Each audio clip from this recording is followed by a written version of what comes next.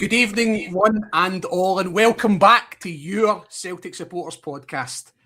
After a wee enforced hiatus there through work shifts and through fucking illness and stuff, we are back for your Friday Night Live. Barry, thank you very much. Andy, thank you very much for your time, brother. Baz, how has your week and a half been since we last seen you, my man? Busy. Back to work. January blues. He'd done at work. Done the usual January stuff. Go out for dinner, book holidays, stuff like that. Try to cheer yourself up in it.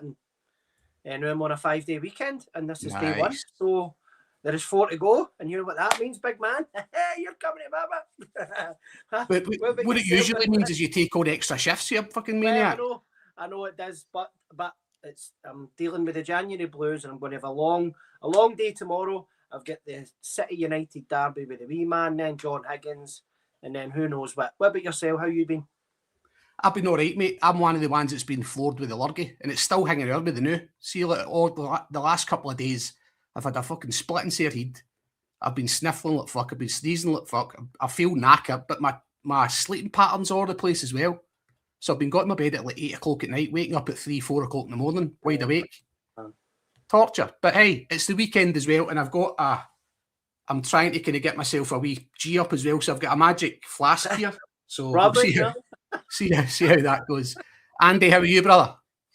I'm not bad. I'm just a bit disappointed that Baz never extended that invitation to me when he invited you to his house. I noticed I was name mentioned there. Thanks very much, Baz.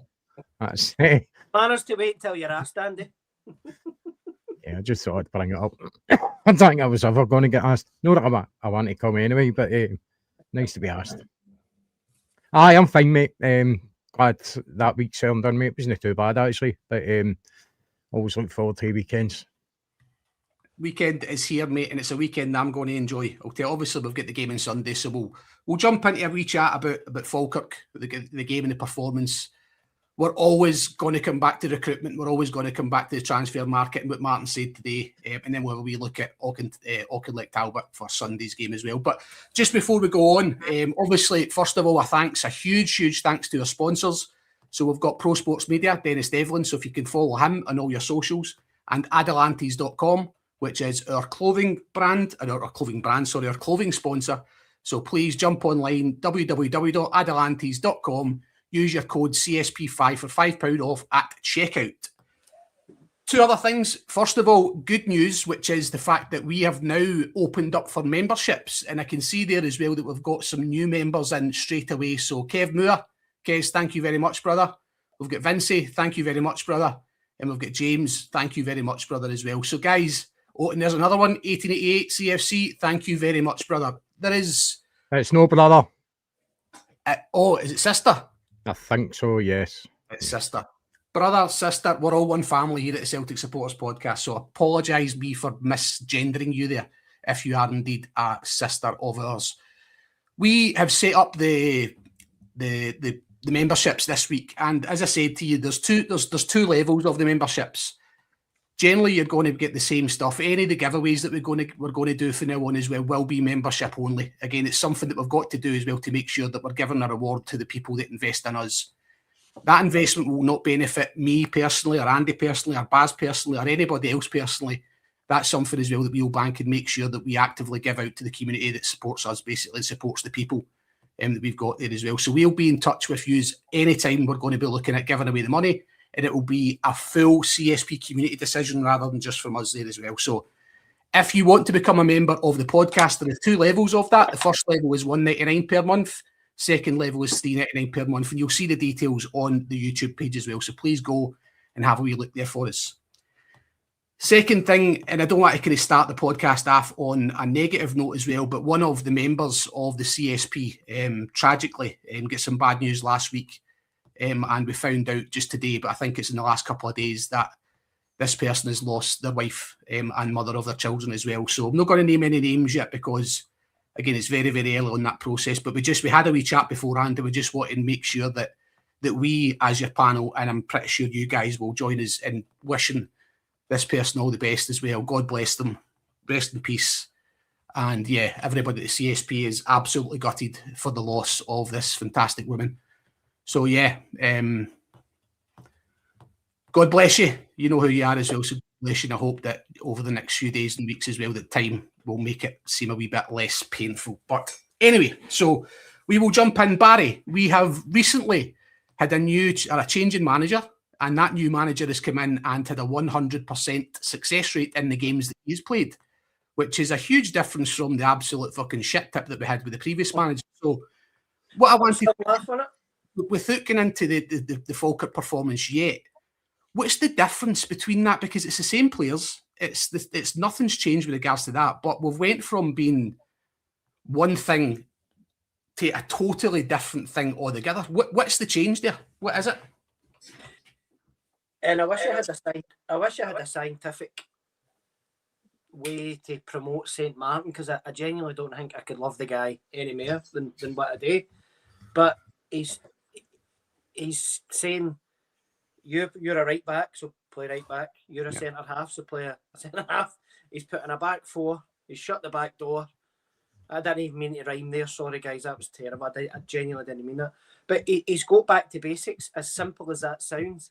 He's got the man management side of things. Sean's clearly doing the coaching thing. We all know how the setup works. Martin O'Neill was just coming in at the last minute, making them float onto the part and just saying, do you know what? That's what you're in the team to do. That's your position. That's what you're good at. So go out and do it. And I made no bones about this, and I've made no bones about it ever since, Hoggy, and I firmly stand by it. That's why you're going to win this league this year, because Martin O'Neill's going to keep it simple, he's going to keep it relevant, and he's going to keep it the players doing what he knows the players can do. Why on earth would you expose yourself so much at the back with one centre half? It's absolute madness. What happened, that 4-week segment that you could just lift out of the season. And the reason why I'm standing by being so blasé about sailing to the league, because even with that, with those 6 defeats, you could only get drawn level with. So that 7 out of 7 that Martin's already got will become 8, 9, 10, 11, 12. And before that comes in, and it's only a few weeks away, he's asking the players to do what they can do, what they know what they can do, what they're good at, what he trusts in them to do, and it's just ironing itself out. It's just a shame it wasn't 3 weeks ago, Hoggy. So we're chasing our tail. Yeah, I'd probably say it's a shame that it wasn't months ago, because the period as well that had come in there and the new that new manager came in, it's put us in a fucking awfully bad position, Andy, with the fact that, and the question just with Barry saying there that Martin will get us back to basic winning, and it'll be, another win, and another win. We've let these guys back into it. You can see the comparisons for last season as well, with 15 points or something like that, worse off than last season, something like that, 15 points. So it's the question I suppose I've got for you then, Andy, is given what Martin O'Neill's got at his disposal now, and then looking at what the other two are doing. So Hearts are bringing in players, the Rangers are bringing in players. Would you say that we are not favourites for the league title at this moment in time, in your opinion? I'm not going to get down that route, to be honest with you. I always think that Celtic are going to win the league. Yeah. Because you're hoping that they're going to get their act together. It was just unfortunate circumstances that Martin's had to come in for the second time this season, and at that point, but apparently the football doctor had players on the radar that were apparently going to be coming in. That had to be scrapped because Martin basically looked at them and says, "No for me." Yeah. So the whole system's had to basically, if we did have a system, it's had to just come to a complete halt and restarted again under Martin O'Neill and Sean Maloney. I mean, that shows the shambles we're in. The pathway manager is now in charge of recruitment, as well as trying to coach a team as well. Martin as well getting asked these questions of the players when he's trying to concentrate in football games that we do need to concentrate on, because we're nowhere near the level we should be. Our club at this point of the season, we're actually being ahead in the league, and we are where we are, and it's basically down to mismanagement of mega magnitude that these guys have got us into the state we're in. Off the pitch, on the pitch, whole fan media situation, totally being ignored, being banished for the stadium, and they're asking for unity, and they've still no managed that situation. There's so much going wrong with Celtic at the moment that it's very hard to put any positivity on it when you're trying to look ahead and say, well, everything is going to be all right. It's true. It's truly blind faith. That's what it is. It's simply being a Celtic fan and your love for the club is getting you through. It's no your positivity, putting your faith in these people to get a job right. It's just pure hope. And if we at this stage, 2026, January 2026, we're relying on hope to win us the league. That shows you how things have drastically went wrong with the club. But I'm glad Martin's back. Obviously glad. Again, he's not a miracle worker. He can do the best with what he's got. And when you actually look at our squad overall, and I know we've got a lot of injuries, it's very basic players there. It's hard to do special things with players with very limited ability. Yeah. And we'll get to I've got some points as well that we'll get to. The recruitment is definitely one of those points that we'll kind of stick on as we go and chat. But so the Falkirk game and the performance itself, obviously, Martin spoke about it before the game and said it was a very, very tough game. Falkirk obviously are on a good bit of form. We're playing at their place. We're playing a plastic pitch. So it's one of the ones that I certainly went into with a bit of trepidation as well to say, here we go. But from the performance, there's been a lot of stuff said about the performance. Even the Celtic players themselves are coming out and saying it's no good enough. Negrin was one of the ones that came out and said it's no good enough. We need to get better. Given Martin's record previously as well of, yes, he got us the victories, but some of those victories were quite unconvincing victories. Some of them were just basically scraping through. Until we get new resources into the team, is this what we are kind of, I don't want to say expecting, but is this what we are basically resigned to? Is that Martin's just basically pulling them kind of kicking and screaming through to get 3 points rather than putting on any sort of Celtic type performance? It's exactly what you're going to get, Hoggy, because you wouldn't have got it under Nancy. You'd have lost that game in, what day was it? Wednesday. The best thing I'll say about the game is at least I get paid to watch it because I don't own it to work.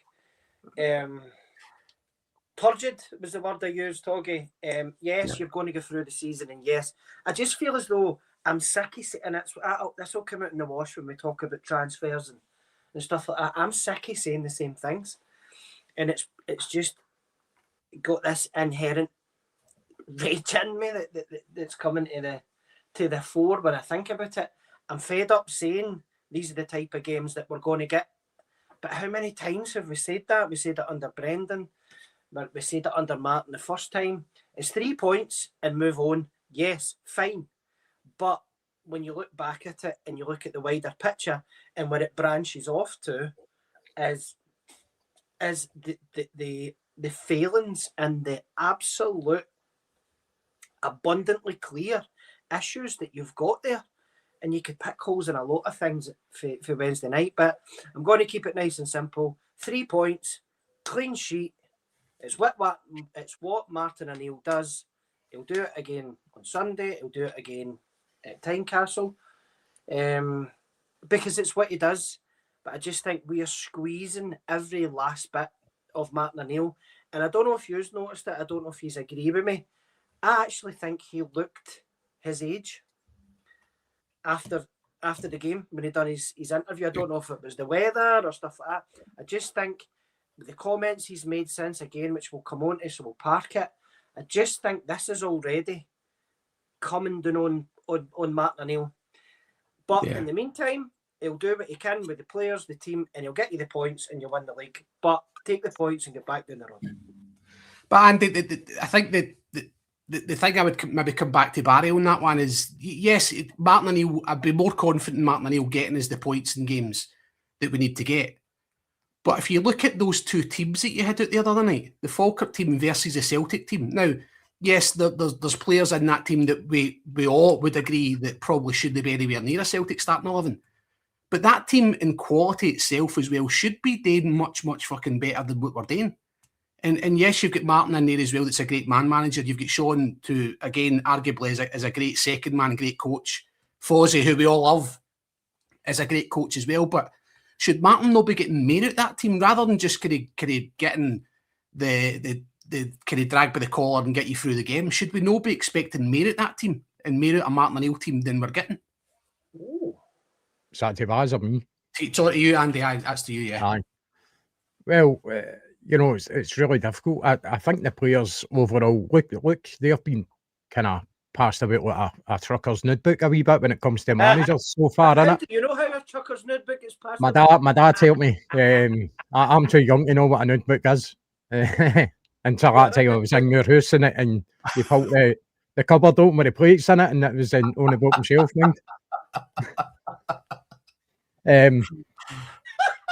But the players have been through so many managers that they're kind of went from system to system, and they're back to where they started. And so, listen, I've gave the players absolute grief because I think a lot of their performances today matter. Sorry, my cans of Coke in the background just fell off the counter. There's a ghost in here. Brendan Rodgers in the background. Well, it was all Brendan's fault.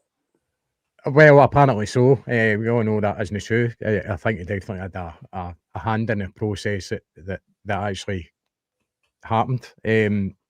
But I think the players have got to take a lot of responsibility here, no matter who the manager is. And I know people say, but you're playing them here and playing them there. Was it no Ajax or Feyenoord? There's these Dutch teams that played total football, and they could all the players could play all over the park, cover for each other and stuff like that. I think a lot of that is excuses. There was a lot of things we're missing under Brendan Rodgers, even under Martin O'Neill at times when he first came in. Wasn't great performances, managed to get results. Nancy was just an absolute disaster zone, and I think the start of that, he didn't do himself any favours. I think he came in and started off with rank fit with the players for what we're hearing now. So he was never going to succeed. The fans certainly didn't want him here in the first place. I didn't want him here, but I didn't want him sacked after one game. I thought that was ridiculous. But now we're back to Martin. I think we won't know for sure where we're going to be with this team until the window shuts. As usual, Celtic will leave it to the last minute.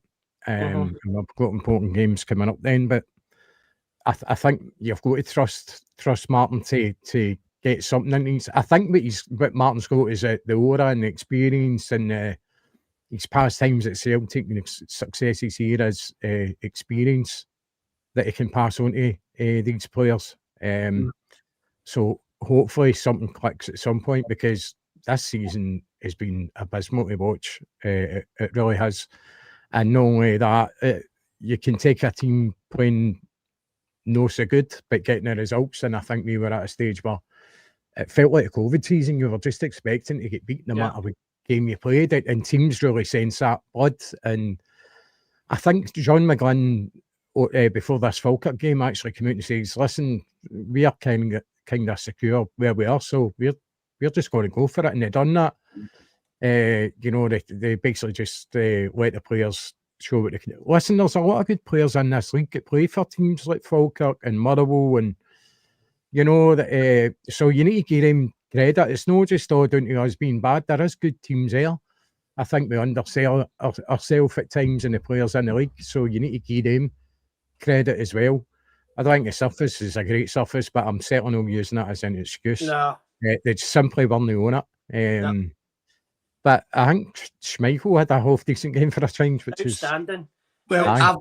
I've got Casper as one of my points as well to get to as well. So I like to kind of poke and prod as well, and kind of but that's a conversation we'll get as well. So let's not go into too much to Casper, but it's an interesting point you made there, Andy, as well, because there is some very, very decent teams that set up very, very decent and play very, very decent football. And that old adage of great teams make great players, not great players make great teams. And I think that's a lot of the difference, is that we play against teams that are actually set up as full teams. but yet Celtic themselves, the new with the highest budget in the league, you know, the highest wage bill in the league, the highest everything in the league, we're not getting as much of a team performance out of the guys that we've got there as these teams like a Falkirk or like a, I'm not to say Dundee, but like a Dundee or like a Motherwell, because these are the teams that, if you're looking at who's been the best footballing teams this year, you wouldn't put Celtic or the other mob across the city anywhere near the top of that. You're looking at your Motherwells, probably your Hearts and your Falkirks, and Dundee's going to be a bit of form now after actually being absolute shite and me taking the piss out of your man Stephen Presley as well. But he's kind of got a wee bit of something going there for that. So it's Barry, for you in that one, it is, again, I don't want to get back to that point that I'm saying as well, but there's enough talent and there's enough experience in that Celtic team that we shouldn't be anywhere fucking near where we are now. So for you, is that a fault on the players themselves, that they need to have a look at themselves, and whether it is an effort thing, whether it is a commitment to Celtic thing? What do you see that why we're not getting that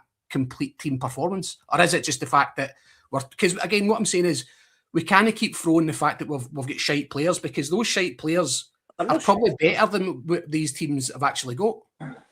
Well, I'm glad I tried to interject there before you started talking there, because I was actually going to float a similar question to you along the lines of, when do the players take responsibility for this? Because I think what's coming out in the wash, Hoggy, and it's no secret, we never seen our captain doing an interview under that disaster that was a month. We've heard Luke McCowan coming out a few times now and clearly talking about things under Nancy, the James Forrest rumours and things like that. So you're talking about personalities in there. However, on that field of play, and then we can talk about wages and budgets and, do you know what I mean? But I've never seen Matena run down and cross the ball in for a fiver to score. Do you know what I mean? As soon as you cross that line, that's over to you. I think a lot of the performance-wise can be mitigated under Nancy, because we were so exposed at the back. As soon as we lost that ball, one diagonal finished us and teams took advantage of that. However, we'll take Wednesday night as an example. I'm looking at somebody that you've spent £5 million on, right? Tenetsky. And granted, I don't know why, by the way, but I don't know if you noticed that every time Tenetsky get the ball, two Falkirk players were on him. And I tell you one thing, by the way, you were talking about other players for other teams. That right back for Falkirk was very, very decent other night. However, they're doubling up on Tenetsky. Yang's bird must be away back home. Draw from that what you will. But the point is, Tenetsky was £5 million. Balatwisha was £5 million. And you've got the chance there to, in fact, we'll leave that for the transfers for later on. However, on the field of play, I don't know how many times I lost the rag with my big mate Kev at the work by saying, why can we not pass the ball 5 yards? Don't blame the pitch, don't blame the weather, don't blame the wind, because that same weather, pitch and wind is allowing Falkirk to potentially go 1-3-0 up in the first half. So don't give me any of the excuses. Hoggy, it's like, I think we're all right to a point, and I'm going to just cut to the chase. It's that forward line. Your left winger's hopeless. Tenetsky will never be a winger for Celtic as long as I live. Yang has had a couple of good weeks there, and Andy, I don't mean to name drop you here or whatever, but you say he's been our best player in the past week or the past few weeks. My response to you was, well, it's only took him 3 years. They aren't good enough, and there's players in this league that are better than them that should already be in the door. In terms of performance, when you cross that white line, that is incumbent on you as a person, on Callum as a leader, on Schmeichel as a rear guard that was outstanding, about Kieran that was getting his mouth burst open again. I thought he was exceptional the other day, by the way. About Big Scales just wiring in. Just take responsibility, and as I've always said to you a million times, see if you're having one. Just be a good teammate. Baz, I think referencing Yang, I was almost trying to make the point that that's how bad we are, that a man who was out the door and didn't look like a Celtic player in any way, has been our best player in the Aye. last few weeks. That's a sad indictment on the rest of the players that are in the team, you know. And do you think I'd we're miss in an this opportunity situation. to have a swing at you, big man? Do you really? Of course not. But do you want to end up like Kieran Tierney? Nah, so shut up. One thing, I just with the comments coming in there, you know what we're like as well. We just kind of flip for different points. So Craig McLean is saying there, I said when Martin come back, I feared the board would just use him as a shield, then hang him out to dry. Yeah. I fear even more now that he was right. So yeah, again, we all absolutely expected that if Nancy was getting the sack, that Martin O'Neill would be back in, given what he did in that period, obviously, before Nancy came in there. Andy, is this for you, what Craig's saying there? Do you think that this is basically the board's brought him in there as well because he is, I suppose, the best shield that we could have at this moment in time because they know that the Celtic fans are very, very well behind Martin? Of course, well, it also gives him a chance to get the team back on track because of Martin's past and his experience, very experienced manager. It also gets the fans off their back in a way with the protests and stuff like that as well, because now they're calling for unity and the fans are going, well, it's Martin. We don't want to disrupt things here, so things have kind of come back a wee bit. For that's, you know, the board are almost trying to take credit for, you know, getting rid of Tisdale and Nancy. Oh, look what we're doing. We've realised what's happening and we've got rid of them. We deserve a pat in the back. Two of the guys should never have been there in the first place. It's just an absolute calamity. And these are the guys. By the way, these are the same people that we're trusting to bring in the new manager after Martin. That's who your faith is in. Andy, what's that? They bleed for the club. Oh, I know that. Aye, Dermot's a lifelong Celtic fan as well. If you're listening to his fucking his arsehole boy. There's overseas tax implications about signing a player. You know that? It's just, you know, it's just a ridiculous. Seeing you winning trophies and you're very successful, it's very easy to bury your head in the sand, and many people have brought it up on other podcasts and stuff about nobody cares what the chairman's name is or the CEO's name is. You know, the business is getting done on the park, but it's not you come up against something like this and you actually hate to have a wee look behind the curtains. You go, Jesus Christ, how have we actually been able to function with these people in charge? And it's simply down to luck. I think, especially the financial side, it's been down to luck. I've said it in the past about certain transfers. If people hadn't come in and gave us stupid money for players, what position would we be in now? This is, you know, all the Champions League money we've had. And so then you've got to question it and go, well, people were quoting me like £120 million in the bank, looking at it and adding it up, and it's like 77 million, and people are almost flabbergasted as to 77 million is enough, a lot of money. But I think people were expecting for it to be a lot more, and it makes you question, where's the money went? That's what I want to know. There seems to be a lot of kind of. Is my Wi-Fi playing out a wee bit? I'm pointing down there, mate, to Angela's message as well about the please become a member as well. We've had a fantastic response tonight as well with the membership. So thank you everybody that's done that. There's been a couple of questions that's come in about where's Paul. Paul will be mid-air, I think, just now. He's on the Big Bird as well on his way home. So Paul will be back with us on Monday. He was away enjoying a few days holiday, so he'll be back there. And I seen Chubb had put on a message there about the memberships. Yeah, anybody that was a member of the previous version of CSP, and I say that because this is a brand new YouTube platform here. And what the hell has happened to our background? This is a brand new platform. So if you did have the previous subscription and it was cancelled, you'll need to basically start that again yourself. It won't just auto get back up because it is a brand new platform that we've had to start there. So yeah, it's a brand new one. So Barry, Andy struck on there as well about money in the bank, and another thing about Celtic's transfer dealings is that one of the things that we are all very, very proud of as Celtic fans, that we were able to bring in players and develop them and then sell them on for a huge profit. Now, there was quotes as well about who the players would be that next big thing to leave Celtic. There, it's back. Don't know what happened there. Andy, did you put that back on? I just put it on now. Stop So- touching buttons. It's like, who would you say then is that next person? I'm not saying they're lined up to leave, but if you look at that Celtic squad now, where is the big money in that squad as well? That if one of them had to leave, where are we getting that big money coming in from? It runs in tandem with Anywhere. the fall. It runs in tandem with Andy. You're doing a bit of lagging there. It runs in tandem with the fall for grace that we've had, Hoggy, and it all comes in line with the downfall that we have watched and seen happening and done nothing about it. I'll take Dyson Maeda for an example. Dyson Maeda, you could have sold the PK's powers in the summer. He's got 1 year left in his contract. Dyson Maeda's going to see you. I think Martin's maybe turned him and he's going to see you at the season. He's going to get into the last year of his contract. And you're going to get nothing for Dyson Maeda. Rio Hatate would have been the one. I think me and you agreed on his day, which is a very, very big point.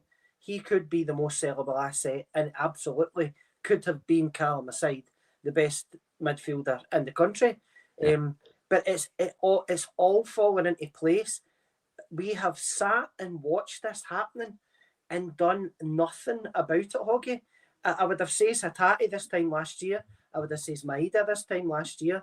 You've asked me a question now that I was trying to think of somebody really genuinely off the top of my head, Hoggy, and I genuinely can't give you an honest answer, big man. Yeah. I don't. For example, if somebody come in for Engels, let's take Engels. You're not getting the money back on him for a start. Would you sell him? Would you sell him? If somebody come in tomorrow, would you say aye? Would you be quite happy that he went? That's I think on current form, you only get the money back on him just now, but I think in time you will if you give him the time to actually develop. But you need a good manager that's going to develop him. Baz, sorry. Yeah. It's all come home to roost. And you know, I hate a cliche. Chickens come home to roost. You have seen this happening. It's like a car, and I hate an analogy, and I'm going to use one. You can see there's a car crash ahead. You can see this. Date it back to whenever you want. We are spending less on players in 2026 than what we spent on players under Martin O'Neill the first time he was here. Yeah. You went out and bought Chris Sutton for 6 million. You bought Hartson for 6 million. You bought Lenny for 5.75, and you're in 25 years, a quarter of a century later, you are trying to get by with £2 and £3 million players. Big Ange, yes, Dale has left. You have, and even if you look at the wage things, the wage things as well. I lost my train of thought there. You're trying the way the wages. Yeah, you're trying to get by in 2026 with things that you didn't do. Things that you did do in 2001, 2002. Martin O'Neill spent a hell of a lot of money. The Big Ange even tried to and this was getting me with Martin O'Neill, and I've been very vocal on the chats about why we aren't, and I'll say it, we are not going to sign anyone. We will not, and I'll die on that hill. We will not spend money, and we will not sign anyone in this window. I'll take a charity bet off anybody that disagrees. We will not sign a monetary signing this window. Somebody take me up in the bet. Because we are watching this happen. Why we're doing it, I have no idea. I've got a spectrum of arrogance and I've got a spectrum of incompetence. And we're somewhere in there. The arrogance comes from Dermot Desmond, who will quite simply say, and it's my firm belief, if the window's shut at, what time is it? If the window's shut at 8:45 tonight and we're left with what we're left with, Martin O'Neill will win the league with this set of players because he's Martin O'Neill and he does what he does with these players, right? Martin O'Neill will get you over the line because he does what he does. That's the arrogance, because Dermot Desmond will just sit the league trophy on the table and say, there isn't a problem here, mate. We're still winning this league. Right. So, for that perspective, is it a bit, if Celtic were to win the league, let's say we don't bring in any significant signings, just loan deals to kind of cover bases, and we win the league, surely that plays into their hands, doesn't it? They That's go, what I'm well, saying. look at the Andy, but shit why? show there's been But and my we still win the league. But my comeback to that, Andy, is why? And what is your ambition for our club? Exactly, What we is do. your Aye, ambition yeah. for our club? And that takes you into the incompetence side of things because, and that's why I gave up on St. Martin's interviews the past few days. I love him to death. I really do. He's in the Lenny ballpark for me. And he was saying the same things that Brendan says, that Ange says, that Lenny said when he was here. I dare say Rory Dyla even said about we're trying. Oh, I could have. He said literally the same words as Brendan said. I could have striker the day. I could have had 7 strikers last night, but I'm not taking them because they're not good enough. Mm-hmm. That takes you to the recruitment process. So that takes you into the incompetence spectrum. If you go from arrogance to incompetence, you're just not very good at it. And I'm the manager, and I'm not going to take him because I don't think he's good enough. They tried to throw that winger at us, which, by the way, I'm glad we didn't pay the money. Let's move on for that. It's politics, religion, exes, remember? And he's went and signed for Sunderland. Fine, good. Don't give them the money. But Big Ange even tried to address it by saying, I've got the Maidas for 2 million. Let's get the 2 million, £3 million signings and sell them for 10. Then we buy 6. Let's take the 6 millions and sell them for 10. Let's buy the 8 millions. Let's sell them for 12. Every manager we have had, and Martin fell into that trap the other day by saying the same things. We're trying, we're close, we're progressing. Baz, while you're saying that there, just let me get back to what Martin said today, right? So it was quizzed first of all at Callum Wilson, and he said he hadn't thought that he's a fine player as well, but it's not something that he's been thinking about. He was then asked as well about the where we are in regards to getting new players in. And he says we're making progress. Remarkably, I think we are. We're definitely. This is Martin said this. Yes, Brendan said that. No, but again, just let me read this out the room because I'm just thinking this is what Martin's telling us, right? He said, I dread these interviews, I really do. I just like the natter. It's a good fun, but I dread the questions coming up. Please, I can't wait until the 2nd of February. It might change the narrative. I understand. I absolutely get it. It's essential. It's absolutely essential to recruit. I think we know that anyway. We can't change the squad around for the Bologna game on Thursday. I'd like to have some people in for Hearts if that were at all possible. I can't think that there would be signings this weekend, but I'd be hoping by some stage next week that we have people. So what Martin O'Neill is alluding to there through that as well, and I know you'd mentioned earlier on that Martin is basically saying there's no turd coming in. Aye, but for what I'm reading that, if I'm reading that there the new, I'm saying that Martin's basically telling us there's active communication going with people, and the fact is that we're hoping to get people in next week before the Hearts game. I'm taking Martin O'Neill at his word, as everybody should, because it's Martin O'Neill we're talking about there, Andy. But are you and Bazzy's side here? Because what Barry's saying now is we're not going to spend any money as such, and I get that point as well. It might be loans, and I hate to go back to this whole thing. I told you so, but I said it before. You'll see loan signings this season as well to get us through, and then you're going to basically save that war chest or save money for your next permanent manager. Giving an interim manager 10, 20, whatever it is, how many £1 million is that kind of a wee bit of a gamble in itself, because you're spending a lot of money that the next man might not actually see. Now, I know Celtic have got money and shit like that as well, but it's that way. Do you believe, Martin, what he's saying there, and the fact that we should or we hope to actually see people in here next week, or do you think that's fluff and a lot of shite, basically? No, I don't think you would get that from Martin. I certainly don't. I don't believe that he would try and dupe anybody into believing something that's not true.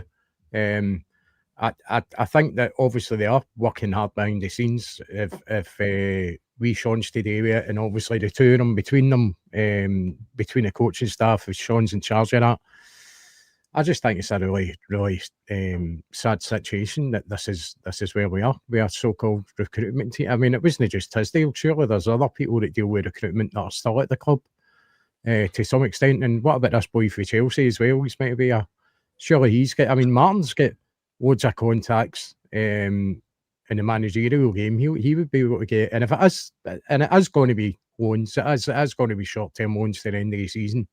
I would imagine. I really want to. I wouldn't expect to have a permanent signing in this window. I just don't see it happening. And sorry, Karen. No, on you go. So see Martin saying, and he said the words, correct me if I'm wrong, cut me some slack here. That's what he said, yes? He said that. He said that last. Wasn't he? But I said that before Falkirk game, yeah. Cut me some slack. Please insert on the 1st of February. Don't blame me. That's what that is. But Baz, I don't want to jump in, but I'm gory, because what he said is cut me some slack, and then he kind of prefaced that a wee bit by it growing a wee bit more and saying, I left here and didn't expect to be back, so I wasn't looking at players, I wasn't looking at that stuff. So the fact that he's coming back in and expecting to basically sign players within his first week of being here, given the fact that Oyes have absolutely shat on the fact that Tisdale's record with his recruitment. So that recruitment department, in his mind as well, can't be trusted in anybody their suggestion, which is Andy saying, all the people that's been suggested there's been a massive pause, or they've been fucked in the bin. So again, I'm way Martin on that one as well. Cut him a bit of fucking slack as well, because if I'm coming back in day one as well, I'm not going to say sign him, because if he's thinking he's not even going to come anywhere near Celtic again, why would he have these players lined up? He allowed 2 questions today. You've clearly watched it. I watched it. He allowed 2 questions today. And he said along the lines of, I hate this. I've not been looking forward to it. I knew you were going to ask it. So he batted it away. He couldn't get off transfer window quick enough. I'm just going to call it window, because what you're doing is you're looking out the window into the abyss. Martin O'Neill couldn't get off. And this is not a criticism of St. Martin. It absolutely isn't. But Martin's clearly read the room here. He wanted to get off his transfers because there's no going to be any. He was visually uncomfortable sitting there. He's now getting hung out to dry. This is St. Martin. This is St. Martin's legacy that Chris Sutton keeps going on about. He's in danger of ruining his legacy. I don't think he is, because as I've said before, and I firmly believe, and I will repeat, if the window closed in a minute and a half, Martin O'Neill will win you the league with what he's got, because he's Martin O'Neill, right? But for my money, and for what I seen, and for what I observed, Martin O'Neill was in there uncomfortable because he knows he's been duped. He's been the saviour. And if they're not going to back Martin O'Neill, they won't back anybody. Why they're doing it, I don't know. But Baz, on that one, and just let me throw this one back at you. Why the fuck is Martin O'Neill here then, if he's come back in and knowing that he's going to be fucking fucked over by a board? Why is he still sitting here? Why the same reasons as Brendan come back? Brendan come back with a promise as well. Did he not? Did he or did he not? And his first communications with the Celtic fans, bearing in mind we all knew the fanfare and the anvil that was hanging over Brendan's head about coming back, and how he went out to 10,000 people inside the stadium when he came back, and 300 folk on the steps of Celtic Park when he did come back, because he had to convince people the reasons as to why he did come back, because we were led to believe that behind the scenes that Brendan was getting these promises, getting this open checkbook, getting this promise that Brendan could take us to the next level. Your only level, for my money, should be the Champions League. And if the Champions League is your money and your level that you set yourself at, you've won your domestic league by default, because if your Champions League is your ambition, you've already wiped the flare with everybody beneath that. Because if you're in that every year, you've already guaranteed that you've won that league. So Martin O'Neill, for my money, unless I've picked him up wrong, unless I'm reading him wrong, and I'm by no means a body language expert, Martin O'Neill was sitting there for my money the day saying, guys, I don't want to talk about this. And there was a reason he didn't want to talk about it, because he's getting told. And then the board will say, well, and mark my words, the board will say at the end of the season, we could only get loans in because what striker's going to come here and sign a 4-year deal with a 6-month manager? See all that pish that they're already waiting to tell you at the end of the season? They are primed and ready to tell you that they didn't sign a striker, they didn't sign a winger, they didn't sign a centre-half, they didn't sign an enforcer for Callum, because well, there was an uncertainty about who was the manager. I mean, I can see the player's point of view. Who would want to come and join a team when you didn't know if the next manager's going to fancy you? An utter load of shite. And you better start reading through it, because it's not going to happen, guys. You're relying on St. Martin's magic to get you to the end of the season. And I'll say again, you are not signing a monetary player this window. I'm glad that you said monetary player, because I think previously you've said we're not signing a player. And again, I think that's important as well, because I think we're all agreed as well that Celtic's likely position is going to be loan signings, because they've brought in a guy on loan, a straight loan, no option to buy on it as well in Arajo. Andy, do you agree with what Baz is saying with his reading of Martin's pressers? Yellow card! Get the cat! What? Yellow card! Okay.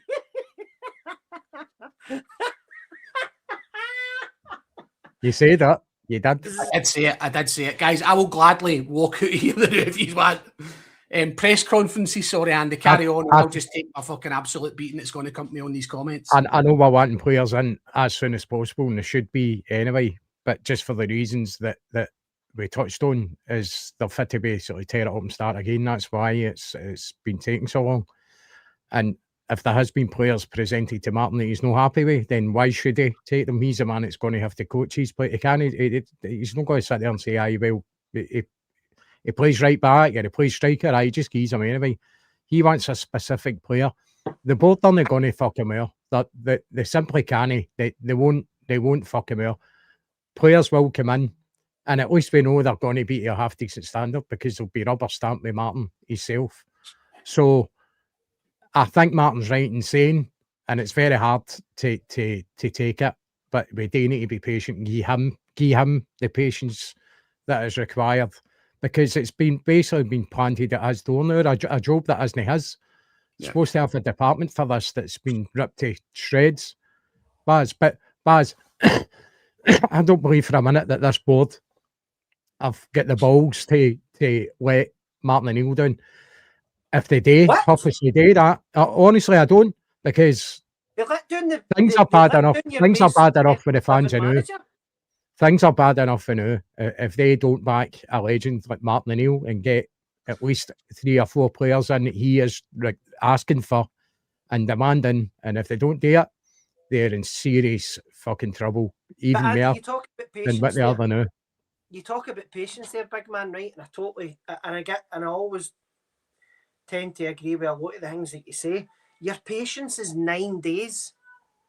I don't have to remind you who we're playing in 9 days. There's 6 points in front of us. And whilst they're no Barcelona, right? And I know they've got a couple of injuries and now they've got a couple of suspensions, which might level things out. Which is it's just that. Right. Let me ask you this: the first game that Nancy had was against Hearts, right? Yes.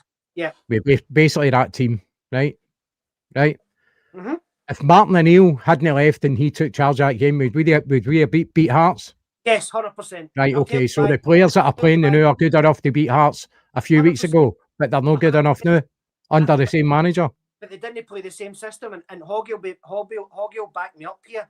I was as loud as Hoggy makes me out to be on that bus on the way into the ground, and Hoggy could probably finish this sentence for me. I couldn't have said enough times on that bus, are you serious that you're going 3 at the back against a team that openly plays with a number 9 and 2 wingers? Yes, Baz, I'm not talking about that. I'm talking about Martin O'Neill. If Martin O'Neill had carried on, Nancy never came in. Martin O'Neill carried on in that position. We'd have beat Hearts. 100%. We wouldn't be in a position where they know. But that's 100%. For the same players you're talking about, they know. But it's no, Andy. They put them in a different system. That was my point. That was my whole point. If you'd have kept a back 4 against Hearts at Celtic Park, if Nancy had never come in and if Martin O'Neill was in that dugout, I can't say I can guarantee, of course I can. In my opinion, we would have beaten Hearts at Celtic Park. That's what I've just said to you. Are you listening to what I'm saying to you? That's what I've just said. But you're saying the players, these same players under Martin O'Neill would have beat Hearts. These same players under Martin O'Neill can beat Hearts in the game coming up. Did I say that? Maybe I've missed it. You were talking about formation under Nancy. I'm not talking about that. I'm talking about if Nancy hadn't even come in and Martin O'Neill carried on. Nancy's first game was Hearts. If Martin O'Neill had stayed on, we would have probably beat Hearts. But that's for the same. That's with Kenny. That's with the same basically the same team that's playing now. The same team, unless we get bodies in very quick, is going to be up against Hearts. So surely they should be able to beat Hearts. They will. We will beat Hearts next week, of course. Right, so that's why I'm saying, well, give him if you think they're good enough to beat Hearts, give him the patience to get the right players in that he wants in. Listen, see, if the captain of the Titanic was on his job as well, the Titanic wouldn't have sunk either. So I think there's loads of stuff as well you can see that. Iceberg, right ahead. By the way, I don't think we're anywhere near good enough. No. I think if we beat Hearts, we're very lucky. Because I don't think we've been fantastic under him. That says more about the players than anything else. But it's a horrible fiction as well because it's away to them. And again, we said at the start of the season, cesspit, absolute cesspit. Edinburgh will be a hard place to go to and get points, but it's an absolute necessity. This is not a we want to win. This is a we must win that game, or we must not get beaten that game at the very least as well. Because if we do draw, then you've got the other mob as well that's likely to go ahead more. And if we do get beat as well, then that's a fucking hell of a fucking a jump to actually get back at them. Now, Barry, I get you, and I know we always have kind of wee bickers and stuff as well about kind of, I suppose, your mindset on Celtic. And you know what I'm like as well? I'm very, very risk averse with stuff, and I'll always look at the problems before I'll look at saying we'll go and beat them next week.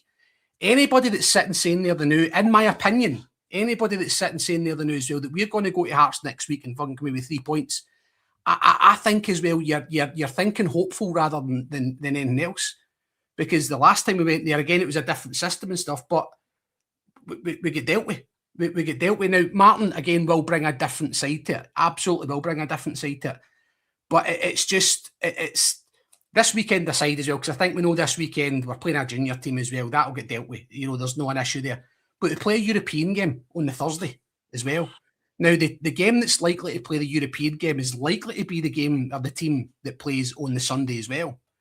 Now, is that for you, Andy? Is that a concern as well? That if Celtic are down to the bare bones quality-wise, from what we think, that playing the game on Thursday away from home, and then playing again another game on Sunday away from home, is that a concern for you? And where do you think then should there be a separation from the Europa League squad and saying maybe actually no play some of the players we're relying on for the Sunday? Or do you just go full pelt and play your best team for both of them?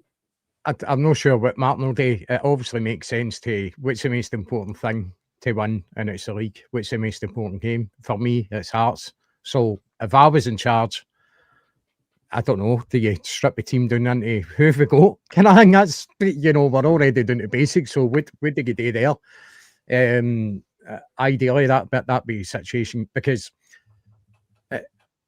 generally, after a European performance, we don't perform that well in the next game. So that would be concerning, because we've not been fantastic at all. Yeah. So it would be concerning. We are really down to the bare bones. Listen, we're in a situation where we're bringing Welsh back for Motherwell. And how many times have we spoke about this guy that you might? Oh, he's doing a fantastic job at Motherwell. He's obviously found he's somewhere he feels comfortable, and he gets on well with the coach, and he can follow instructions, and he gets on well with his teammates. He's never going to get that at Celtic. He's never going to get a real opportunity. He's going to be a bench warmer that's going to get brought on, and real emergency situations or pre-season friendlies or this. It was a very, very strange decision for Celtic. It was. What I just want to say is, I just want to mention the two centre backs. I don't think any of them are good enough. I don't think Trusty's good enough to be here, and I don't think Scales is good enough to be here.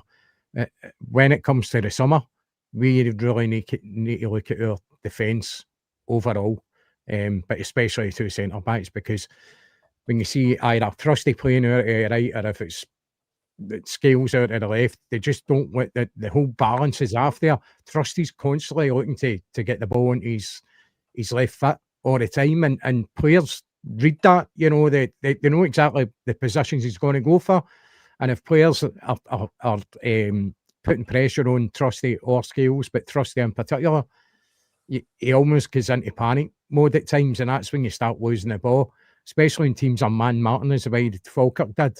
You get very little time on the ball, and we weren't making a lot of space for ourselves either to receive the ball, so it gets them into dodgy situations. I just don't like that. I know it's where we are when it comes to that, but it just doesn't look good to watch. They don't look comfortable in any way. And Andy, I'm glad you mentioned Stephen Welsh, right? Now, I'm by no means a fan of Stephen Welsh in my starting 11. However, I think it's became incumbent on our board, our process, our club. How dare you as a club treat someone the way you're treating that laddie, Stephen Welsh, right? And here's why. There's a laddie that you deemed no good enough to play for you. Fair enough. These things happen. If that's your opinion, loan him out to somebody, right? The laddie goes to Motherwell. We have no love lost for. That's all right. That's life. But by all accounts, has played well every single week. He's doing well for himself because he's not good enough for you. I think we'll all agree he's not good enough for Celtic, right? That doesn't make you a bad player. However, how dare you use that laddie as some sort of pawn to masquerade your failings on recruiting people? And now this is the thing that's annoying me. It's actually annoying me because you're now dragging Martin O'Neill into this. Martin O'Neill has actually said Stephen Welsh, he may well be back at Motherwell by the end of the window. Now that was I'm like, Stephen Welsh hasn't even laced up his boots to go back onto the park to train with your players, and you're already saying I might go back tomorrow at the end of the season, and then doesn't even make the bench against Falkirk. Look at the treatment of that. Look, as an employee, as a human being, as a good lad, because I dare say he's a nice laddie. He's got a living to make. He's got his own feelings. He's a Celtic fan. All this carry on, the dream that we all wanted to live. And you're taking him out of there, playing very well by all accounts, every week. And then you're saying, I just come back in case we need cover. Right. That's despicable. A despicable way. I'm talking about the wider picture, Hoggy, on if you've got a process there that's identifying people and bringing people in. That laddie's been took out of a perfectly good setup. He's been doing perfectly well. Thanks very much. I'm happy here doing what I'm doing. You want me to come back to train with yous, to not even get in the squad, and then you're already preempting that I'm going to go back to Motherwell at the end of the transfer window. That's a despicable way to treat anybody. Let me come back on this as well for another point of view in this, right? Because I see your point. I absolutely do see your point there. But when a club basically puts somebody out on loan, what's the reason for a club putting one of their players out on loan? What's the primary reason for that? I would like to think in Stephen Welsh's, as a 24-year-old centre-half, unless you are the peak, you're going to be identified early as a supreme centre-half.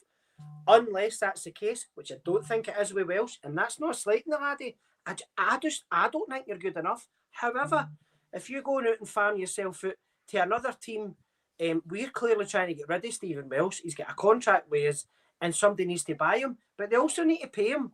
Motherwell can't pay what Stephen Welsh is on, and that's not Stephen Welsh's fault. Right, but you're taking it away from what I'm asking, right? So So the primary reasons that people are going to put you, you're right, it's to actually try and actively get rid of you, or to try and actively develop you, because you're not going to play for my team as well, right? So if we say hold on. If we say that the decision to put Stephen Welsh out to Motherwell was an active development decision, right?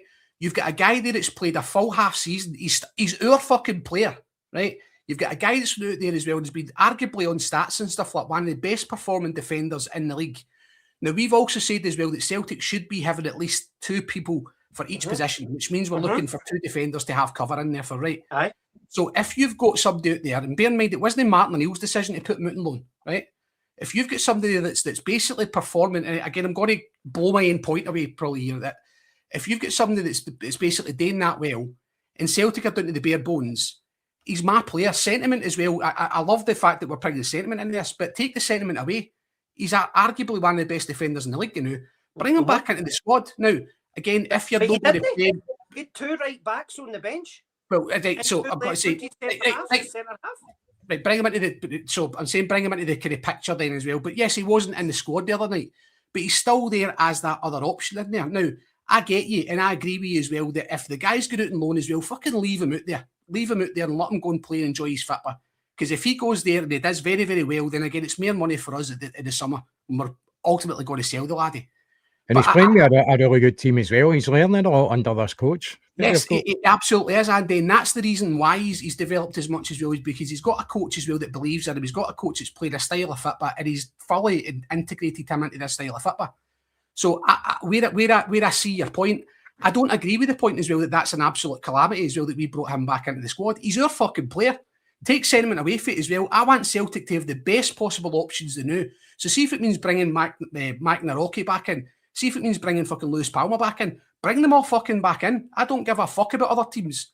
At the end of the day, whatever's best for Celtic is the best thing for me. And if that means bringing these boys back in, that's all I'm saying with that one, Baz. The initial point is either to put him in the shop window to sell him or to develop him. He's clearly developed as a centre-half, as a ball-playing centre-half. Why no bring him back in to have a look at? Because it wasn't Martin O'Neill's decision to get rid of him.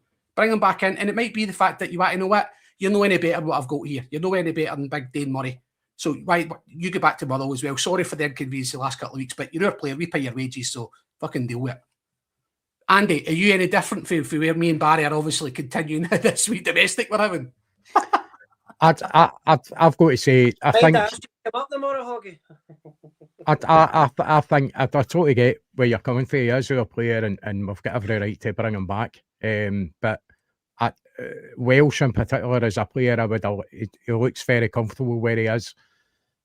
He's still not going to get a chance. What age is Welsh? I mean, 24. 20. Look, as if it seems as if he's been at Celtic for about 20 years. That's how it feels. And, you know, I just think he's in a really happy place. You know, they're playing some really good stuff. He's learning a lot. And just feels as if you're kind of messing him about a wee bit. Just leave him as he is. Arrogance. Incompetence. Aye, it is. I do not see that at all, boys. I do not see arrogance or incompetence at all. For bringing a player that's performing really, really well, we've got that break clauses we can bring back in. I do not see that as arrogance or incompetence in one wee fucking bit at all. Right, see, Hoggy, see the thing is, right, see if we didn't have the comment, but he might be back at Motherwell at the end of the month. I probably wouldn't be. That sparked me into life. If we didn't have that, we brought you back. So that makes you think, right, okay. Great reports. As you know, one of my best pals, Alistair, you know that. He's a Motherwell man. Raves about him. I get a report on Stephen Welsh every week. Raving about him. Absolutely. That's fine. See if we didn't have that, he might be back. He might well be back at Motherwell at the end. It was might just get him back at the end of the month. Again, you're putting your wee spin on that as well for where you've picked up. I certainly did not see that. We might just get him back to Motherwell. I didn't say it. Martin O'Neill said it. But the way that you're saying that there is almost like a disrespectful thing to him. I don't think he meant it as a disrespectful thing because, again, you can see from afar, I want to get you back in so I can actually see what you're like on my grass. I want to see what you're like as well on my training field. So again, we're going to disagree. That's what, again, we always say opinions. Everybody's got them, and that's why we're as what we are as well, because we allow opinions to fucking just to percolate and come up and allow us for these kind of discussion points. The point I'm making, regardless, take the name away from it. If Celtic has a player out there on loan, and we've got the ability to break their loan agreement to bring them back in if they are performing well, when we're no, who gives a fuck sentiment or anything like that at all? They're our player. We've got the absolute right to bring them back in, to have a look at that. And if that meant it's an inconvenience for Welsh for a few weeks as well, then fine. Andy, crack on. Can I just say something? I think Welsh is in his element because he's at a club where things are unexpected of him. He's now come in and he knows what Celtic's about. I think that's been his problem, as well as injuries. But I think it's the pressure that he doesn't Andy, perform I'm no in champion. the time he's been at Stephen Welsh is our Celtic. centre half. That's no my point. But we shouldn't be in a position where we're having to call him back. That's the sad thing, you know. That's where I'm leading to my wider point that says, as a recruitment, what are you doing? It all links in, Hoggy. It all links into, oh, do you know what? We'll just call Stephen Welsh back. He's playing great for Motherwell. We'll not strip him and play him or even consider him for Falkirk. I'll just decide if I can keep him, which means we don't need to buy a new centre-half. It's as clear as day that you need a new centre-half. Austin Trusty's as uncomfy as I was 5 minutes ago when Hoggy was taking me to task, right? but it's everything for me, gents. Everything for me. Everything is coming back to what are you doing?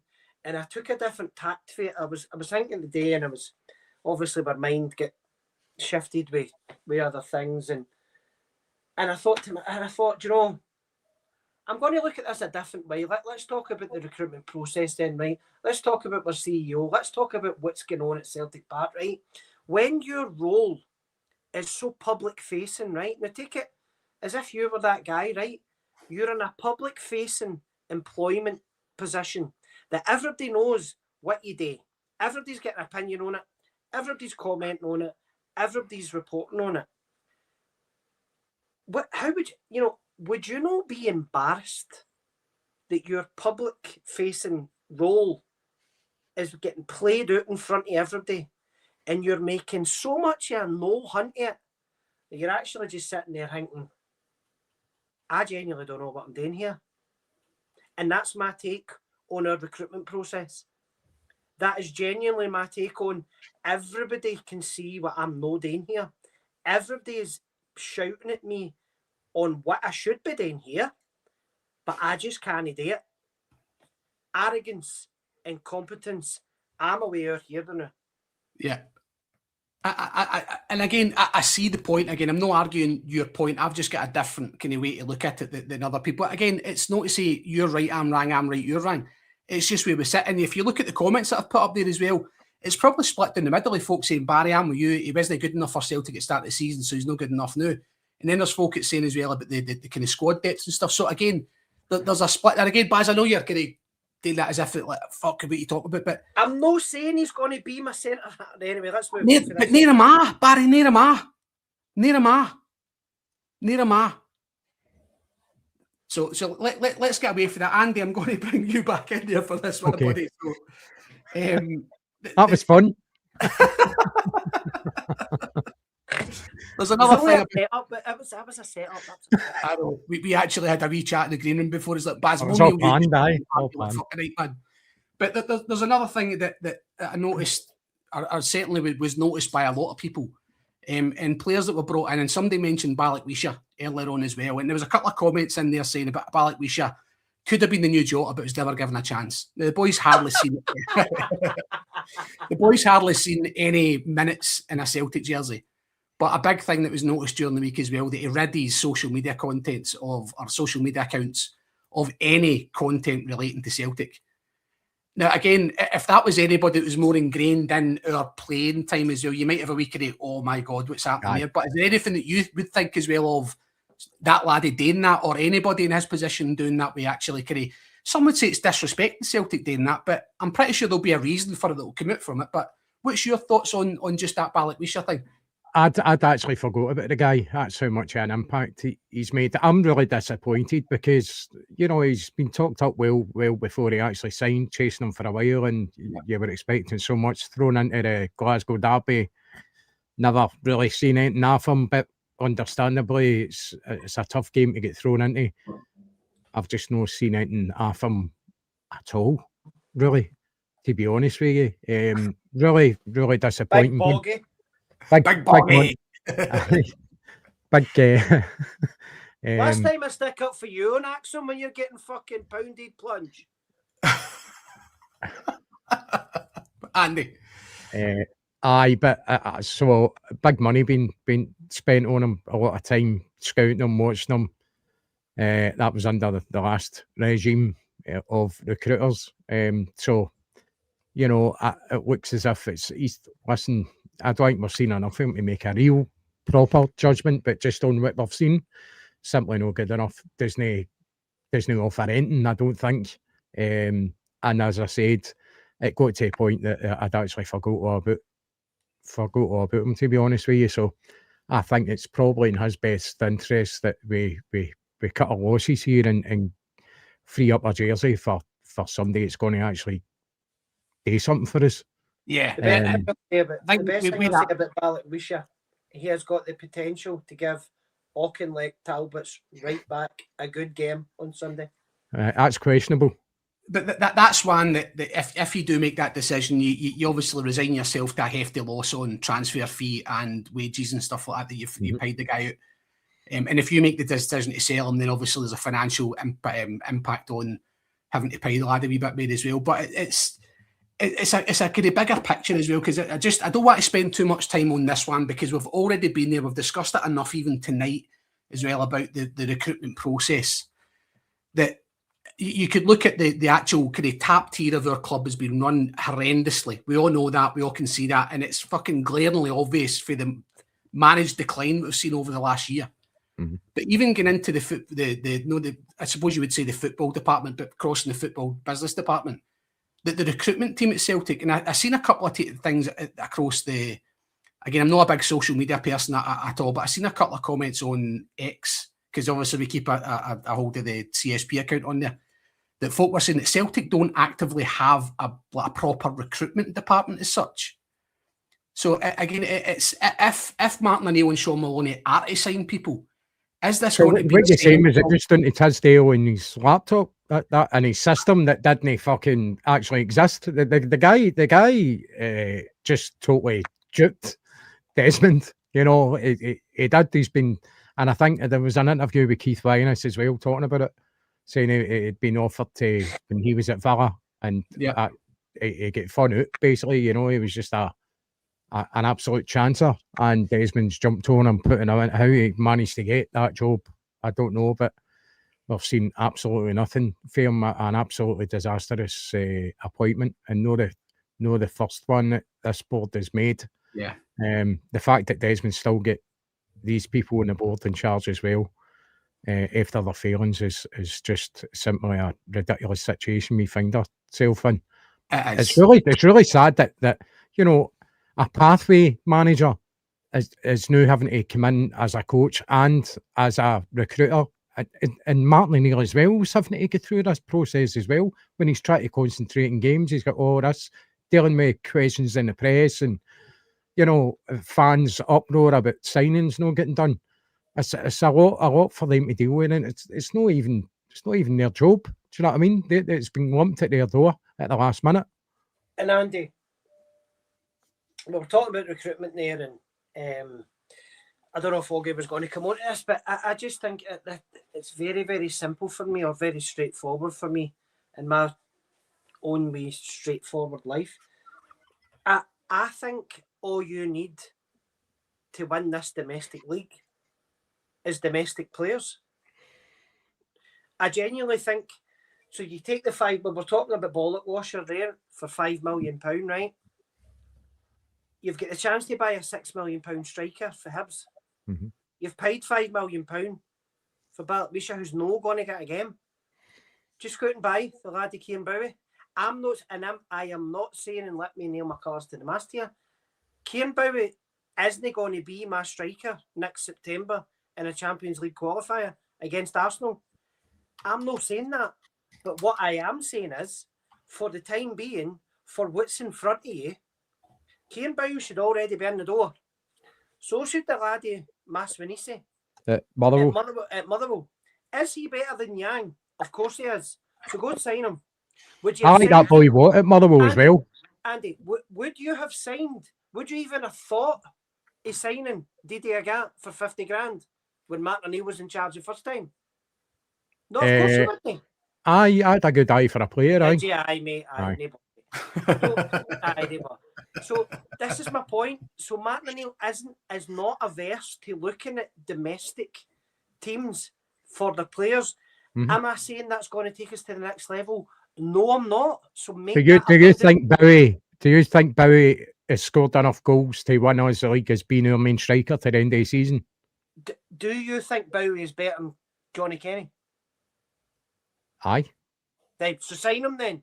And then Well, I'm talking about we need goals. We need a goal scorer. I think he's a better player, but he's not prolific. I think he's physical. I do like him as a player, but I'd like to see more goals at him. Hoggy, I anticipated this as coming across wrong. Listen to what I'm saying. I'm not Just saying put the fucking boxing gloves on and get it on, didn't we? I'm not saying Kieran Bowie's going to be the next Gary Hooper or whatever. But that's what we need. Do you not get what I'm saying? We need a goal scorer. That's what we need. If you're saying he's not going to be the striker for the Champions League qualifiers next season, then why fucking sign him? We need somebody that quality is going to score goals. Right. I'll start again and I'll try again. My disclaimer is, Kieran Bowie's not going to win you the Champions League, but he'll win you this season's fucking Premier League because he's better than Johnny Kenny. Aye, but has he scored much more goals than Johnny Kenny? In our team, he would score a bag full. In my I know, but we hear that all the time. You know what I mean? We do hear it all the time. But I just don't know. I just don't know if he has that. My point is, to win this domestic league, all you need today is sign the best domestic players. There's 3 of them. Maswinisi at Motherwell, Bowie at Hibs, and the laddie Mulligan for the future. Am I saying they're going to take us to the next level? No, but you've got all this money in the bank, Andy, right? You've got 70, 80 million, depending on who you're talking about, right? You can get the 3 laddies for under £10 million. The 3 of them. You paid £10 million for Tunetsky, who fucking couldn't cross the road. Never mind fucking Dayson at Falkirk the other night. You've got Balak-Wisha, who's never going to play for you. You sign Bowie, Maswinisi, and Mulligan. Bulk the squad up for winning this league. Would you know that if you? Whilst we're led to believe that they're already scouring all these people that you've never heard of, your 2, 3, 4 million pound strikers that I'll throw in your what you call them? Fuck you, Let me ask you this, Baz, right? Like, I know you want Bowie, right? But what about Boyle? Boyle at Hibs. Would he be a better option? Guys, I'm clearly you're missing my point tonight. Never mind, just carry on. Take your glasses off again. Take them off. I like you with your glasses on. Take them off. Go on. Chill like these with you, mate. Chill like these with you. Cheers. No, but Barry, in all seriousness, I do get your point now. Again, those players that you've mentioned there, again, you've hammered me and us in chats as well with these are the guys that we should be going with now. The question is, for anybody, and again, our community out there, right, for what we're looking at, should we be looking to sign multi-million-pound players to win us the league this season? Or should we scour a wee bit deeper as well to find multi-million players to take us to our next level? That, I suppose, is the question mark. Because, Barry, you said it yourself, they'll not take us to the next level. They'll win the league for us. But they're less of a gamble. Folk keep talking about this Kovacevic laddie for Slovenia, who scored 11 goals in 14 games in Slovenia. Is he, or is Kieran Bowie, more or less of a risk in our league to get us across the line for the same money? But he's not scoring goals in this league that he's playing in now. He's not scoring enough goals in now. This guy is a goal scorer. He's proven goals. It's like Gary Hooper played with fucking Scunthorpe, come out with Celtic and ran riot. Do you want to know if you're going on that basis, you'd say he wasn't going to be good enough to come up and score goals. We're going to take a wee step on for this as well, because I don't think we're going to get to and again, neither should we get to an explicit agreement with what we're going to say there. But Barry, you've got great points here, because these boys have been shown up as well as the better players in the Scottish Premier League this year. They absolutely have. They've been up in that kind of higher echelon of players and performances. Yes, we should be concentrating more on Scottish talent, because look, over the years we've lost a lot of Scottish talent that's been on to be proven to be fucking outstanding pieces of business for other clubs. So yes, Celtic should be, in my opinion, looking at the Scottish scene a wee bit more. But it's one of those things that you're never going to get an agreement there with the way that we're going ahead with that kind of that discussion. It's an hour and 20 minutes in as well. That's been a very, very fucking quick hour and 20 minutes in there. But before we get on, Baz hasn't got a heart attack yet. Before we get on to speak about Auchinleck on Sunday, there's a couple of things as well that just through the comments that I've been taking note of as we go on. One of them, I just wanted to comment on Kasper Schmeichel, right? Because Kasper Schmeichel has been somebody that's taken an absolute fucking shitload of abuse for his weight, for his performances and stuff. But Andy, now that Barry's popped off there, but Andy, his game against Falkirk, there are some folk are saying as well that saves that he should be making. Now, again, folk would say the one against Rangers, I say we should be making, but do we need to actually stand up and say, well done, Kasper, for actually saving Celtic and probably saving 2 points? Because he did, in my opinion, he did. Celtic didn't do enough to score any much more goals than they did, but he's done enough to keep goals out of our goals, or goals out of our net, basically. So should we all be as quick to actually praise him, we're as quick to fucking slaughter him? Well, I'm going to quote Roy Keane here. That's his job. I think Kasper's been really poor, and just touching on the Falkirk game, I think any kind of save would look fantastic the way he's been performing recently. It's actually cost us a lot of goals, and he's been very, very poor. Personally, I would have changed him. I had get Sinisalo and gave him a chance. I think that's possibly a position we need to look at in the summer, certainly, is getting another keeper in. But it did. When it comes to standards this season with Kasper, he had a reasonably good game against Falkirk. But you look at how much he's deteriorated for last season when his distribution was. We were saying he could play an outfield player role. His passing was that good. It's been very, very poor this season. And I think maybe that's a spotlight in the team overall, that the team as a collective haven't been performing. So that has its effects all over the pitch. If majority of our team isn't playing well, it lacks confidence. And listen, the way I feel about Celtic is our defenders get far too much time on the ball. They get far too many touches. I hate that. I hate that style of football. Passing between defenders and back to the keeper. Gated players that's what we're missing. I know a real creative midfielder. I don't think we've replaced Matt O'Reilly, a guy that could create something and was in the box there to finish it as well. He's also with supply.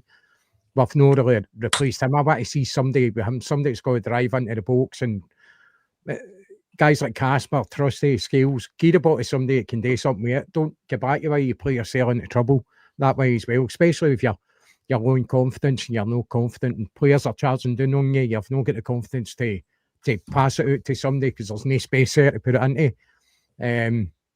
I think we're lacking a real attacking midfielder. I really want to see a striker.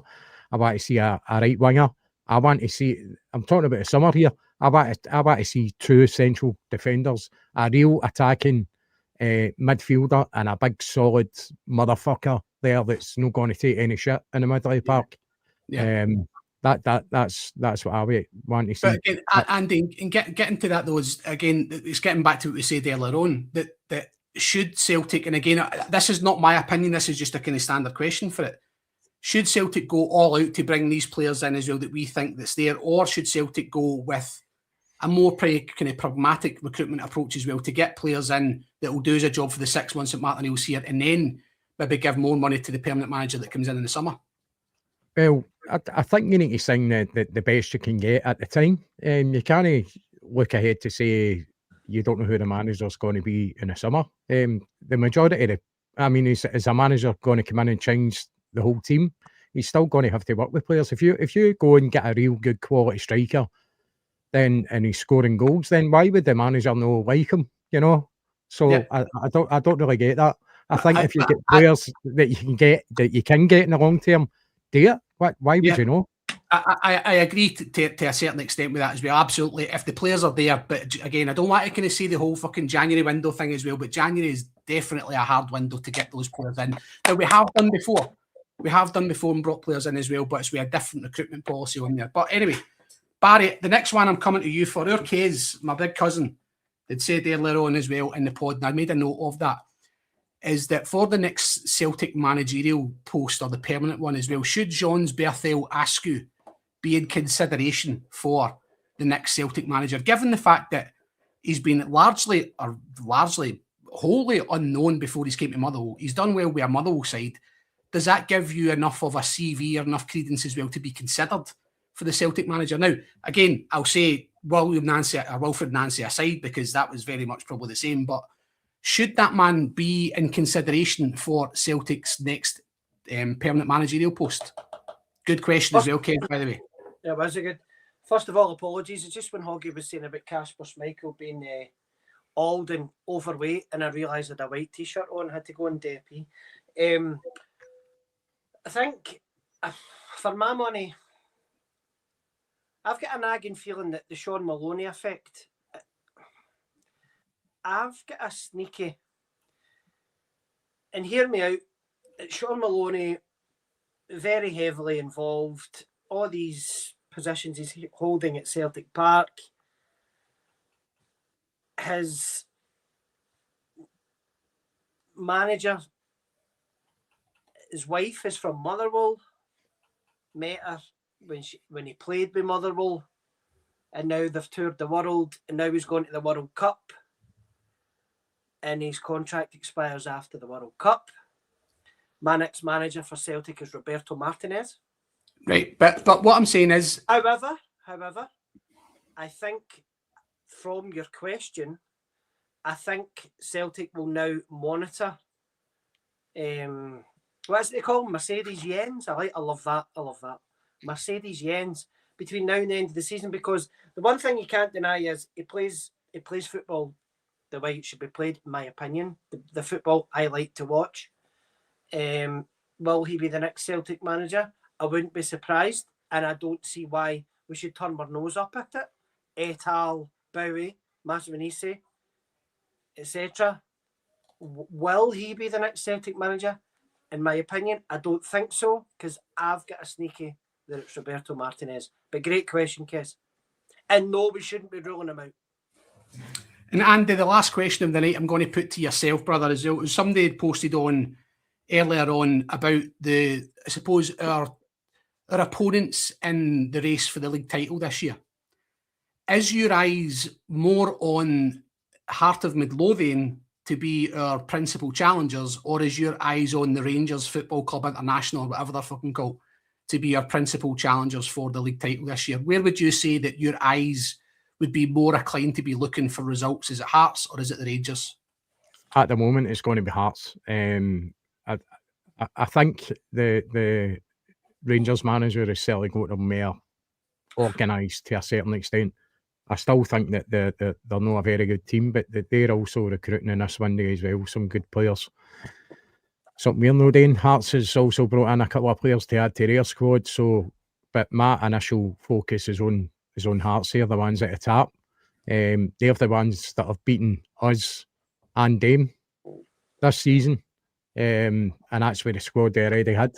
They've added quality to the squad Hearts I'm talking about. So initially, the focus is on them. You've got to look at who's at the top. Yeah, it's just really strange to be in this situation, because we're obviously used to being at the top. But it's very close to what it is now. And I think this is actually a very crucial one day for all the three clubs at the top of the table, because I think who comes out strongest in the one day will have a big say in where the title's going to end up. So Celtic fuck this up in this one day, you can say to the way to that league title. I firmly believe that. I would tend to agree with that, because we know that Martin will get a tune to an extent out of what he's got there, but if other teams are then improving or progressing their squads, then it's whether it'll be enough. Now, again, our first big litmus test as well, that's going to be next Sunday against Hearts. That's a massive, massive fucking game. And we've got a few pods before that, but believe you me, as we will be talking about that from Monday and Friday's shows next week as well. We'll be very much looking forward to what that game means. And hopefully by Friday next week as well, we'll be able to discuss some new signings and new additions to help complement the squad and help the squad tend to get over the line. But for me, I don't have a one that I'm looking for. I'm looking at both. I can't split them up as well, because I think who is it said there? I don't know if it was who the fuck was it actually. I'm trying to look at the point quotes. Who is it? Plunge. The Rangers have recruited well. Now, regardless what you're saying about Rangers and when the pass and stuff like that, they've signed well in this window. They will be a better proposition coming out the window than they were getting into it, right? So again, but Barry's very, very quick to dismiss them as well. And again, this is where me and him kind of differ a wee bit. And I'll continue to do it. I know you will, and I know you. And again, I'm not saying anything against that, but they will be a tougher proposition coming out the transfer window than going into it. Hearts will be a tougher proposition coming out the window than going into it. Will Celtic? That is the big thing. And again, that question, it can only really sit on the manager and the board. Now, we've seen, again, a few comments as well that supposedly Nicholson and Mackay met with Anil to discuss transfer dealings. Again, we can only go with the comments and the gossip that happens. Exactly. We can only kind of look at the gossip as well. But if it has, then it might mean as well we're closer to actually bringing in some reinforcements. And we all hope that we do that. But guys, very, very quick kind of surmise or a wee quick summary on Sunday. We're playing Auchinleck Talbot at Rugby Park. Again, a very, very large Celtic contingent down there. And again, it's the joy of the cup, I suppose, in these ones that I think Auchinleck Talbot would have loved to have played us at their home park. But listen, finances dictate as well. They're going to try and make as much coin at this as they possibly can. So they invite more Celtic fans down to Rugby Park. But Andy, do you envisage any problems for Celtic turning up on Sunday against a junior side? A couple of weeks ago, I'd be really worried. Really worried. Being hoggy up front. that this could be the worst result in the history of Scottish football. I'm firmly confident that Celtic will do the business against them. The better, put it that way, because this is something we could do without us anything going wrong in this game. So I'd fully expect Celtic to take care of business. As I said, if it was a couple of weeks ago under Nancy, I'd be shitting a brick, because I think we'd already be another couple of defeats. I think Dundee United would have beat us. And I think Falkirk would have beat us as well under Nancy. So it wouldn't be looking good. So I expect Celtic to do the business. And I hate Rugby Park as well. But I think we'll be okay. I think so too, mate. My opinion on it, again, it's if it was like a championship team or a first division team as well, then there's maybe a wee bit more trepidation about the game itself. But with all due respect to Auchinleck Talbot as well, it's nothing, I'm not going to say accept it, but it's nothing else but a trouncing that's going to happen Sunday for me. You're going to get people that's going to be, and I reckon Martin will play quite a semi-strong team, because I think he's trying to get a tune to players as well. And I think this might be one of those teams to play against, even though it's a junior side, but you might get that confidence back in some players, like a Yang or like a Taneke, and we can all give them as much stick as they want. I still believe in Taneke, to be fair. I still think there's a player in that laddie. The only thing I'm worried about is injuries. That's it's a plastic pitch again as well, but that's 2 plastic pitches in a row as well, which is a big one. But Barry, see us away, mate, with your opinion on Sunday, brother. I think we should win, mate. Simple, straightforward as the cam as well. So that's us basically for tonight, guys. And again, it's been a great show. Again, we've missed the last couple of shows as well, due to the fact that boys have been fucking ill and boys have been working as well. So apologies for not bringing your usual content then, but I think we've been back with a bang tonight, lads. I think that's been a really, really good conversation. We've had fair enjoyed speaking to you as well. Good to see Baz raging as well. That just makes my night.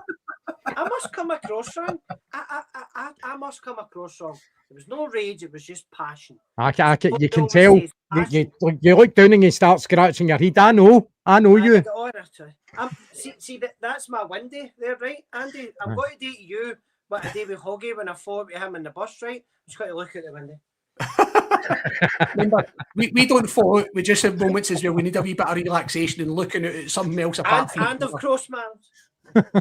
Bear in mind as well that me and Barry, once we get together for Fitbuzz, we sit next to each other for about 5 or 6 hours that day as well. So sometimes when we look at the window, isn't a bad thing with each other, to be fair. But all good there, guys. But listen, It's been an absolute pleasure as well to spend my Friday night with you, Barry, and with you, Andy. We'll be back on Monday. Paul will be back for his hollybobs, and our Kev will be back from his period of shiting and spewing. Kev has got it as well. So, yeah, we will be back there, guys.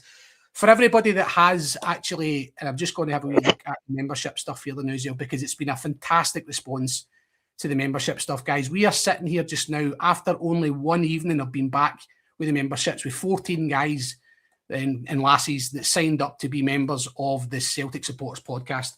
As we said before as well, the money that we create and the money that we earn from the subs and from the memberships and from the advertising that we're going to get there. Once we go up to over 1,000 subscribers, we can then start to get ad revenue added back in there as well. So once we get that money coming in, it does not go into our pockets. It does not go into our pockets.